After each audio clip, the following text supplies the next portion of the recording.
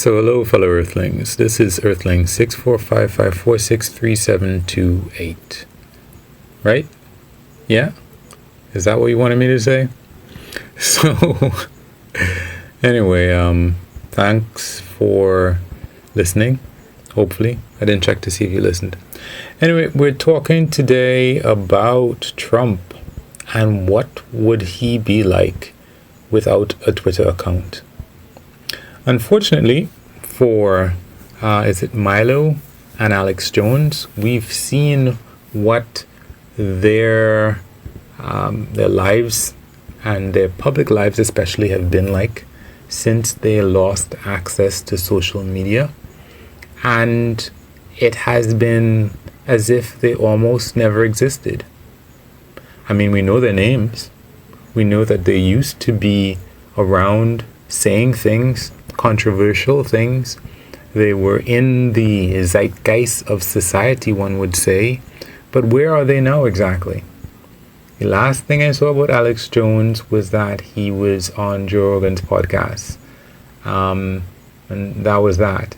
But we know that every other day, it seemed, people were talking about all the crazy stuff that Alex Jones was doing on InfoWars, all the accusations or alleged accusations, and it ended him up in hot water. He ended up being sued, all this other stuff. And Milo was on all the talk shows.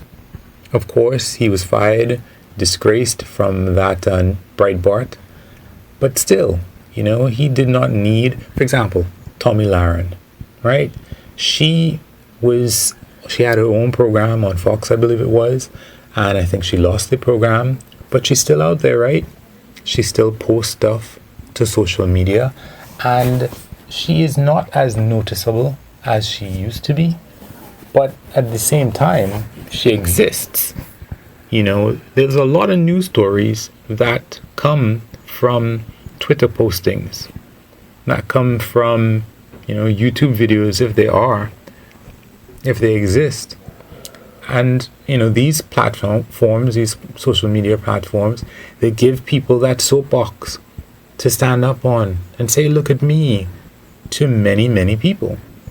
And Trump has one of the most wide-reaching accounts on Twitter, number 6, with 88.9 million Twitter followers. Now, I'm not really a Twitter person. I just went on there to check and see how many people he had. He tweeted something, and it's interesting to look at the counters, the retweets, as they go every couple seconds. You see 500 retweets, 514 retweets, however many comments, and the numbers are just going up. And one of the things, at the end of the day, the reason why I would like to say, the reason why he did so well is because of that Twitter account. It says he joined in 2009, right? And 2008, I guess, would have been when Barack Obama was first elected. So let's see, 2008, 4 years, 2012, right, to 2016. So I guess, I don't know exactly when Twitter started, but obviously he's been questioning Barack Obama's birth papers. I don't know if he did that from Twitter, but I think he had as many as 200 tweets on one day. And having instant access to 80, my sister was pointing out, and I didn't really think about it, he had 70-something million votes in the US. And I think many of those people probably do not have Twitter accounts. But many of them do. And of course, there's a lot of people outside of the US who probably follow him as well. That's it. Probably, millions of those Twitter accounts that follow him probably are in other countries. But you have to admit, having one of the most far-reaching Twitter accounts in the world, being able to talk to that many people potentially at the same time, even if it's half of that, even if it's a third of that, who check their account every day. I mean, I have an account, and well, I don't even check to see who I follow. I probably don't follow that many people. But still, that, and of course, the free attention that the media gives him because of the crackpot stuff that he says, because of the controversial stuff that he says, that is gold. That is literal gold. And anybody else, that's the thing. Biden better try to get on board with Twitter. It's probably too late for it. Well, it wasn't too late for Trump, right? I mean, Trump has been at this for 11 years now? I mean, Biden, I don't know. Maybe it's too late for him after all. I don't know. But I think, it probably is too late, because Trump has a record of going around looking for attention. That's what he did all of his life to gain notoriety that he gained.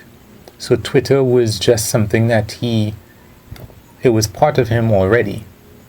It was exactly something that he wanted to do. Biden, as a career politician, probably does not have it in him to go onto Twitter and to use it to the extent that Trump does.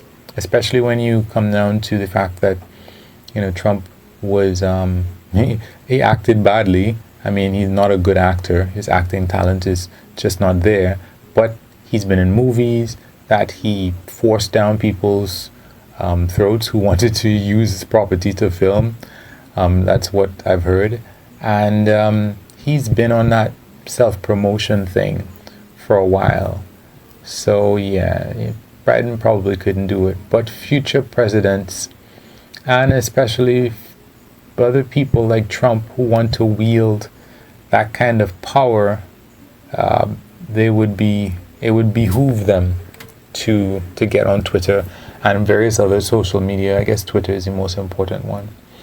But we can clearly see that, and this isn't my idea. I went around looking, and there's a lot of people.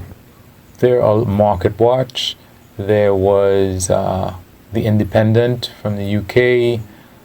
There's a couple of people who are just kind of like, okay, when are they going to ban him? When are they going to ban him? People are just on the edge of their seats asking this question or giving you information about it.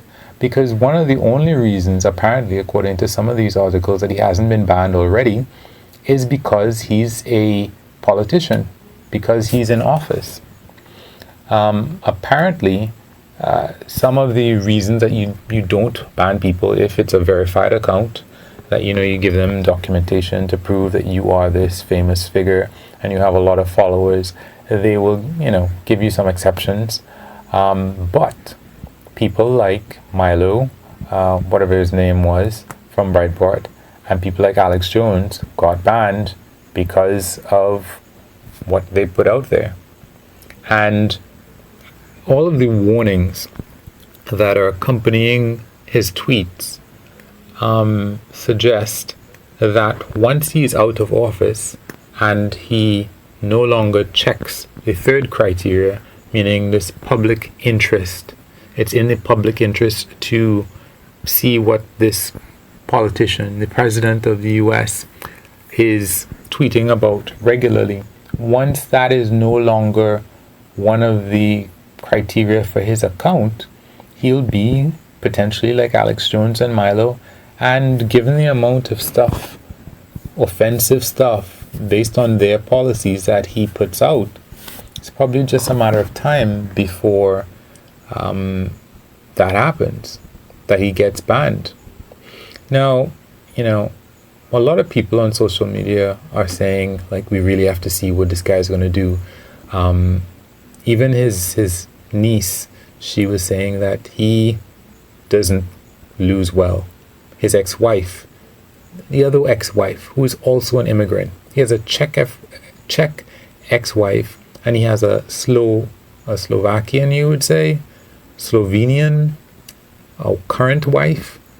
And he's telling stories about immigrants that are like snakes.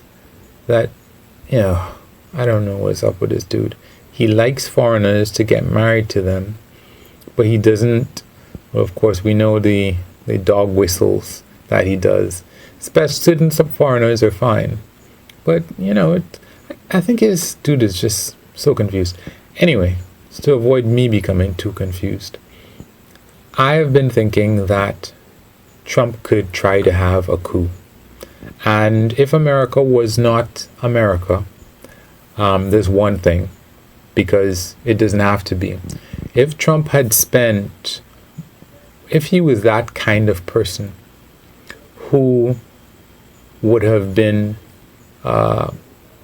focusing on that goal of becoming a dictator of America, he probably would have a better chance at it. He's a shoot from the hip kind of guy. He is a guy who has lost a lot of money because he doesn't have the concentration required to take a plan from beginning to end, a real plan. The 4D chess that people had been talking about that he does, that's in their minds. That's in their minds, that they want to think that, yeah, the emperor really has clothes, but I'm not smart enough to see the clothes, right? That's what the con man told the emperor, and that's what they believe as well, that he's that smart. So, no, he can't do it because it would require a lot of power, a lot of influence, and you can't be firing all of these different people. Well, he does have access to a lot of billionaires in his cabinet. Of course, the problem is some of them have been fired, like that guy from the oil company that used to be, Secretary of State was he? And he got fired. Ben Carson is not a billionaire. There are other people in his administration who are billionaires, but I don't think they have what it takes to pull off a coup. But it's still kind of scary. It still is kind of scary. And in an eventuality like that, for example, though, a Twitter account with 88 million followers would be a very good tool to have. Of course, it would be a very significant blow if that account were to be suspended. But of course, if one were going to have a coup, one could just walk into Twitter and say like, all right, open back up my account, or else. So, yeah, probably you could probably get around somebody deactivating your account if you were to have a coup. So, but yeah, very soon Trump may go from being, and this is one of the things that I was surprised at, Barack Obama apparently has 125 million followers. And I guess that, many of those followers are probably from outside of the US. So, in a way, I'm still surprised. I'm really, really still surprised. But I'm thinking that there's so many more people out of that 125 million who are probably outside of the US than there would be potentially people under Trump's account. So, Barack Obama has the number one spot on Twitter with 125 million. And Justin Bieber, I believe, has something like 115 million. And then I think there's Katy Perry, Ellen DeGeneres. And Trump just went over, what's that girl who came out of, that woman who came out of country music. I forget her name. Anyway, the deal is that, I didn't really think about it. I didn't think about the way that Trump wields power. All of those crazy tweets to all of his millions of followers. That is a lot of power that I really was not.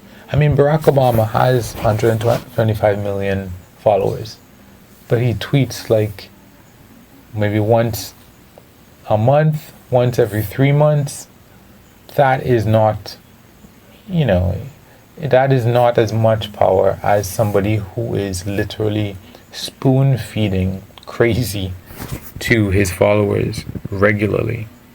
So, but once he gets out of office and that access to information is potentially threatened, if not just directly taken away, he might just disappear.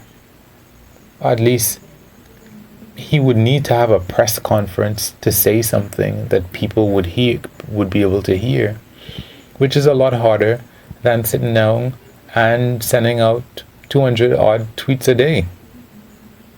So, I was thinking that, he might have all of this power over the Republican Party from now until whenever, but he might not. He might not. He might just become a nobody, like Alex Jones and Milo, as compared to his former self anyway. So, peace.